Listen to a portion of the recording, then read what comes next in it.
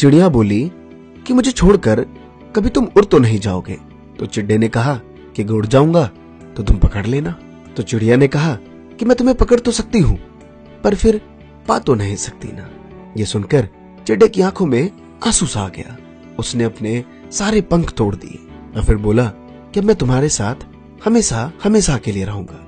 लेकिन एक दिन अचानक जोर से बहुत तेज तूफान आया। चिड़िया उड़ने लगी। तभी चिड्डा बोला कि तुम उड़ जाओ, मैं नहीं उड़ सकता। चिड़िया ने कहा कि अच्छा अपना ख्याल रखना, और फिर कहकर वो उड़ गई। जब तूफान थोड़ा शांत हुआ तो चिड़िया वापस आई तो उसने देखा कि चिड्डा मर चुका था और एक डाली पर यह लिखा था कि काश तुम एक बार ये कह देती कि मैं तुम्हें छोड़कर नहीं जा सकती तो शायद मैं तूफान आने से पहले नहीं मरता।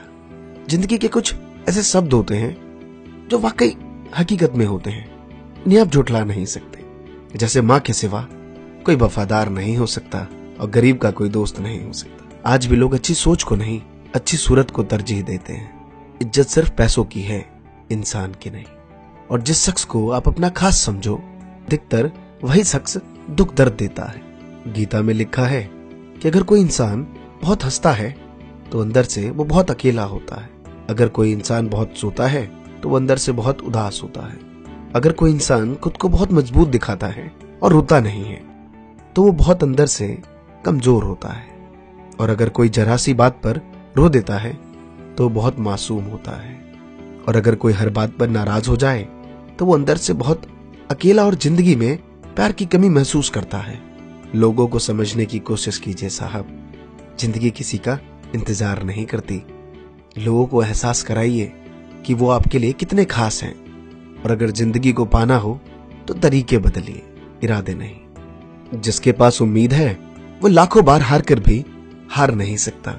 और ये हकीकत है साहब, बादाम खाने से उतनी अकल नहीं आती जितनी धोखे खाने से आती है। और एक बहुत अच्छी सी सोच है कि आपका खुश रहना ही आपके बुरे चाहने वालों के लिए सबसे बड़ी सजा है। खूबसूरत लोग हमेशा अच्छे नहीं होते, लेकिन अच्छे लोग हमेशा खूबसूरत होते हैं।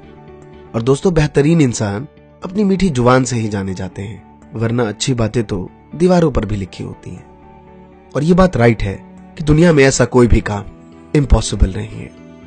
बस हौसला और मेहनत की सबसे ज्यादा जरूरत है।